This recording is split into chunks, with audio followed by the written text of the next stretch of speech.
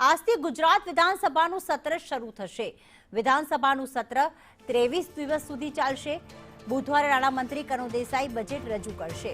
નાણામંત્રી સતત 5મી વાર આ બજેટ રજૂ કરવા જઈ રહ્યા છે। તો ગુજરાત રાજ્યનું બજેટ 4,10,000 કરોડનું રહેવાની ધારણા વ્યક્ત કરવામાં આવી છે। રાજ્યપાલના સંબોધનથી આજે વિધાનસભાના બજેટ સત્રનો પ્રારંભ થશે। આભાર પ્રસ્તાવ બાદ એક શોકદર્શક ઉલ્લેખ પણ કરવામાં આવશે, જેમાં પૂર્વ મંત્રી વિધાનસભાના અવસાન અંગે શોક વ્યક્ત કરવામાં આવશે। સત્ર દરમિયાન અનેક મુદ્દાઓ ચર્ચા માટે મુકાશે, જેમાં અહેવાલો છે, હિસાબ છે, ઓડિટ છે, તે મેજ પર મૂકવામાં આવશે। સાથે જ આરોગ્ય, મહિલા, બાળ વિકાસના અહેવાલો પણ રજૂ કરવામાં આવશે। અનુમતિ મળેલા વિધેયકો વિધાનસભાના મેજ પર મુકાશે, જેમાં યુસીસી જેવા વિધેયકો ગૃહમાં રજૂ થાય તેવી શક્યતાઓ છે।